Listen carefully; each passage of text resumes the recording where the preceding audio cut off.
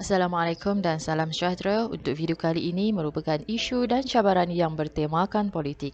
Tajuk ini merupakan pengajar semester yang ketiga yang berkaitan dengan karangan. Bahagian yang kedua merupakan soalan-soalan STPM yang pernah keluar yang bertemakan politik. Soalan yang pertama STPM 2013, soalan yang ke-20. Selain konflik yang berlaku di negara jiran dan serantau, istilah selain menunjukkan kombinasi 1+4, di mana konflik yang berlaku di negara jiran dan serantau merupakan satu daripada ancaman yang boleh menggugat keselamatan Malaysia. Fokus isu bagi soalan ini ialah ancaman, manakala isunya ialah menggugat keselamatan Malaysia. Idea yang lain ialah kegiatan lanun di perairan Malaysia, kebanjiran parti, ancaman cyber dan penyeludupan. Di bahagian pendahuluan seperti biasa, kita akan masukkan isu dan juga fokus isu bagi soalan tersebut. Ayat yang pertama bagi idea yang pertama mestilah lengkap dengan isu, fokus isu serta idea wajib yang dinyatakan di dalam soalan tadi. Pelbagai ancaman boleh menggugat keselamatan Malaysia, antaranya ialah konflik yang berlaku di negara jiran dan serantau.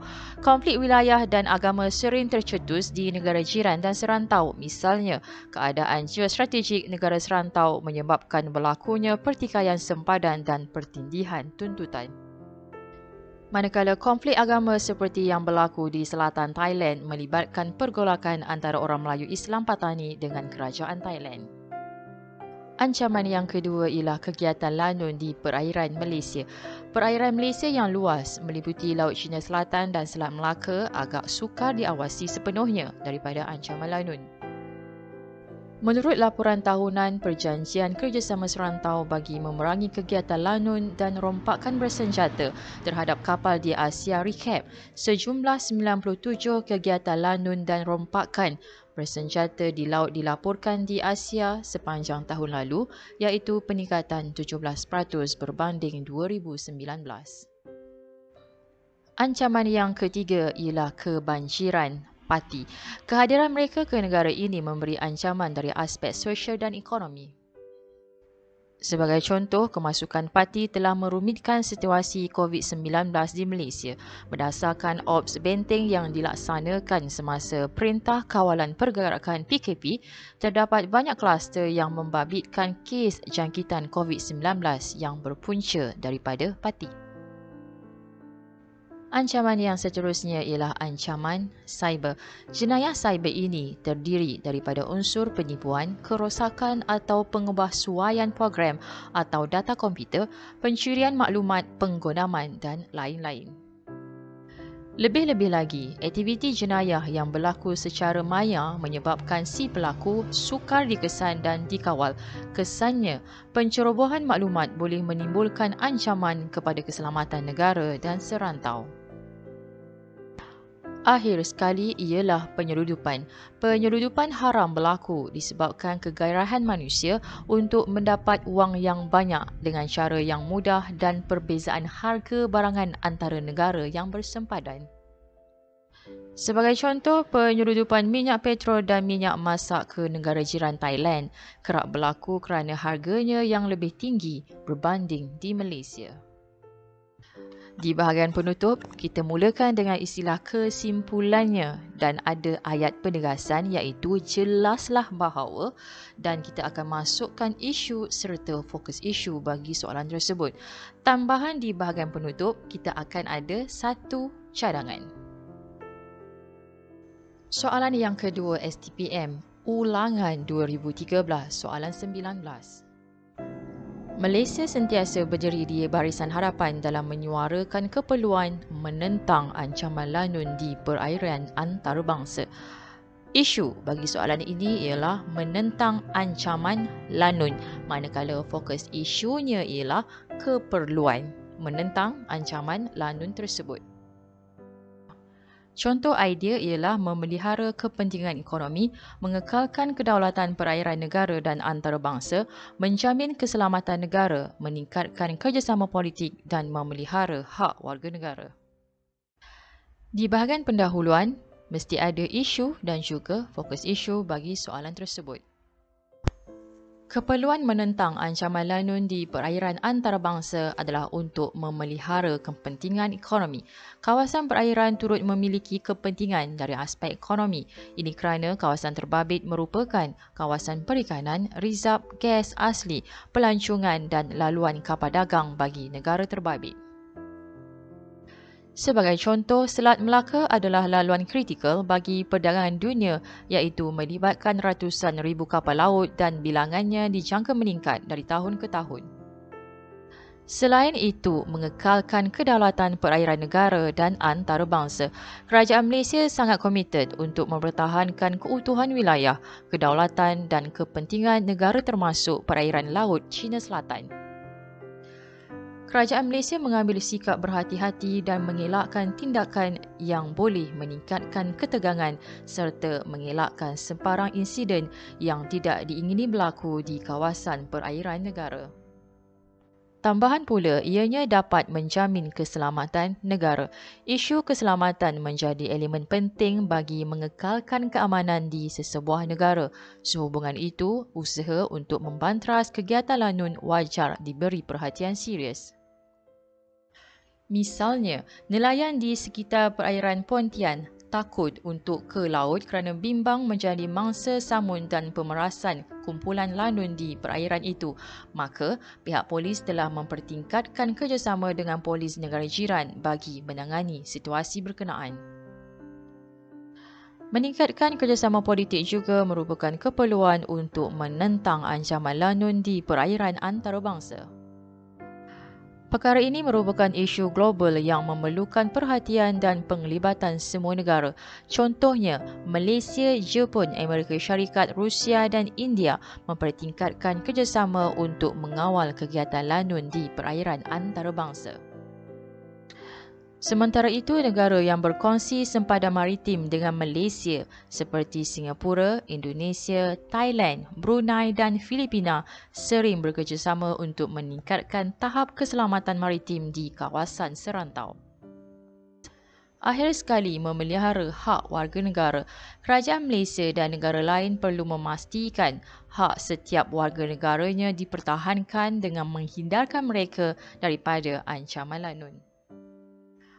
Oleh itu, kerajaan menyediakan persekitaran yang selamat untuk didiami supaya setiap warga negara bebas melakukan pelbagai aktiviti serta bebas menggunakan laluan perairan negara. Penutup, pastikan ada isu dan juga fokus isu bagi soalan ini dan cadangannya ialah selepas istilah agar negara yang berhampiran tidak mengalami kesan langsung daripada kegiatan ini. Itu merupakan cadangan bagi penutup. Soalan yang ketiga yang bertemakan politik iaitu STPM 2014 soalan 18. Untuk soalan ini, dia ada 3 ayat. Kita akan lihat pada ayat yang pertama. Malaysia sering terlibat dalam misi bantuan kemanusiaan. Istilah sering menunjukkan sebab Malaysia menyertai misi bantuan. Sama ada pelajar menggunakan istilah sebab, faktor, boleh juga.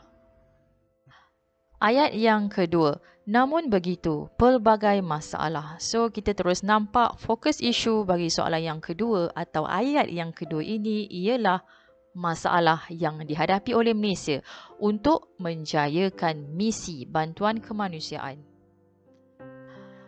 Idea bagi sebab Malaysia menyertai misi bantuan kemanusiaan ialah keprihatinan dan sikap keperimanusiaan dan yang kedua menzahirkan komitmen Malaysia. Idea bagi fokus isu yang kedua ialah masalah. Masalah yang pertama ialah masalah kewangan terdedah kepada pelbagai ancaman dan halangan kerajaan terbabit.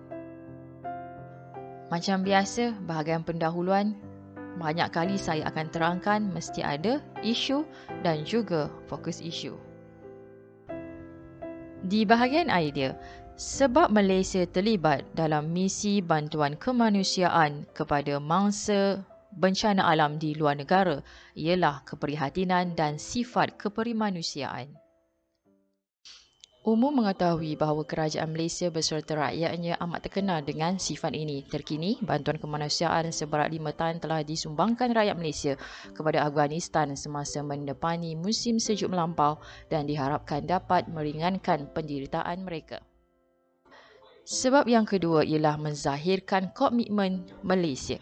Malaysia sentiasa menyokong peranan dan kepimpinan pertubuhan antarabangsa seperti ASEAN dan PBB dalam usaha menyalurkan bantuan kemanusiaan kepada negara-negara yang mengalami bencana alam atau krisis politik.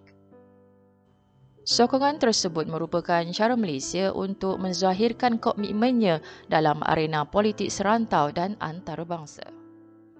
Walau bagaimanapun, Malaysia berhadapan dengan pelbagai masalah untuk menjayakan misi tersebut. Antara masalah yang dihadapi ialah masalah kewangan. Setiap misi bantuan kemanusiaan memerlukan peruntukan kewangan yang tinggi seperti kos pengagihan makanan, barangan keperluan dan program psikososial. Selain itu, pembangunan infrastruktur perubatan dan perkhidmatan kesihatan selepas dilanda bencana alam juga memerlukan kos kewangan yang tinggi untuk dilaksanakan. Selain itu, terdedah kepada pelbagai ancaman, para sukarelawan terpaksa berhadapan dengan serangan hendak pemberontak, terdedah dengan cuaca dan bentuk muka bumi yang ekstrim serta ancaman wabak penyakit. Misalnya, misi bantuan kemanusiaan ke Palu pada tahun 2018 berhadapan dengan ancaman wabak penyakit selepas tsunami kerana tidak mempunyai bekalan air bersih untuk urusan seharian seperti makan dan minum sepanjang berada di sana. Akhir sekali, halangan kerajaan terbabit. Prosedur bantuan kemanusiaan bagi sesetengah negara sangat rumit dan memerlukan kebenaran daripada pihak berkuasa tempatan. Contohnya, sukarelawan bagi misi bantuan bencana gempa bumi di Aceh terkandas hampir 2 jam di pintu masuk antarabangsa kerana didakwa tidak memiliki dokumen kebenaran daripada kerajaan Indonesia. Bahagian penutup seperti biasa, ada isu, fokus isu dan juga cadangan. Soalan yang terakhir bertemakan politik. STPM Ulangan 2015 soalan 19. Malaysia dikelilingi oleh beberapa buah negara yang tidak mempunyai kestabilan politik dalaman. Ketidakstabilan politik negara-negara tersebut telah memberi kesan tertentu kepada Malaysia. Jadi, isunya di sini ialah ketidakstabilan politik. Fokus isunya kesan ketidakstabilan politik tersebut kepada Malaysia. Contoh jawapan, menjejaskan ekonomi negara, menjejaskan keselamatan negara, menjejaskan hubungan diplomatik, meningkatkan masalah sosial dan meningkatkan perbelanjaan pertahanan negara. Pendahuluan, isu, fokus isu, jangan lupa dimasukkan di dalam pendahuluan. Bagi adik yang pertama, kesan ketidakstabilan politik negara-negara berjiran dengan Malaysia ialah menjejaskan ekonomi negara. Lanskap politik negara yang tidak stabil bukan sahaja mempengaruhi keyakinan pelabur, malah menjejaskan pelaburan mereka dalam sesebuah negara. Keadaan itu sekaligus mengakibatkan trend pelaburan terhadap KDNK merosot. Berikutan pelabur sama ada baharu atau sedia ada menginginkan jaminan khususnya dari segi kestabilan politik. Kesan yang kedua ialah menjejaskan keselamatan negara. Walaupun Malaysia berada dalam keadaan aman tanpa pergolakan dalaman, namun suasana ketidakstabilan politik di negara jiran mampu mencetuskan suasana tidak harmoni dan keresahan dalam kalangan penduduk berhampiran. Malaysia tidak boleh terlalu selesa dengan keadaan sekarang dan perlu sentiasa berwaspada dengan sebarang kemungkinan yang akan berlaku supaya pencerobohan kedaulatan negara tidak berulang seperti yang berlaku di Lahad Datu, Sabah. Kesan yang ketiga ialah menjejaskan hubungan diplomatik. Malaysia amat lantang dalam menyuarakan bantahan terhadap mana-mana negara yang melanggar hak asasi sesebuah etnik atau bangsa. Rentetan daripada bantahan ini akan mengganggu hubungan diplomatik dengan negara terbabit. Contohnya, krisis kemanusiaan yang dihadapi etnik Rohingya adalah sangat serius, maka kerajaan Malaysia mengambil sikap proaktif dan drastik untuk terus memberi tekanan kepada kerajaan Myanmar. Kesan yang keempat ialah meningkatkan masalah sosial.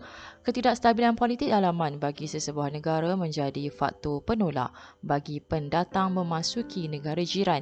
Kemasukan pendatang atau pelarian dari negara terbabit menimbulkan pelbagai masalah sosial. Misalnya, sebahagian pendatang asing tidak menghormati undang-undang negara ini dengan melakukan pelbagai jenayah, malah turut menyebarkan penyakit berjangkit kepada rakyat tempatan. Kesan yang terakhir ialah meningkatkan perbelanjaan pertahanan negara. Kementerian Pertahanan menerima peruntukan sejumlah RM16.14 bilion pada tahun 2022 iaitu meningkat kira-kira 1.78% berbanding peruntukan tahun lalu. Jika diteliti, peruntukan ini diberikan ke arah memperkukuhkan kedaulatan negara dengan menambah bilangan pos kawalan PGA antaranya di Pagalungan, Sabah dan Temung Murah, Sarawak bagi meningkatkan kawalan keselamatan sempadan secara berterusan. Di bahagian penutup, fokus isu dan juga cadangan. Contoh cadangan di sini ialah agar negara yang berhampiran tidak menanggung beban yang sama. Itu sahaja untuk video kali ini. Kita jumpa lagi untuk video yang akan datang. Terima kasih.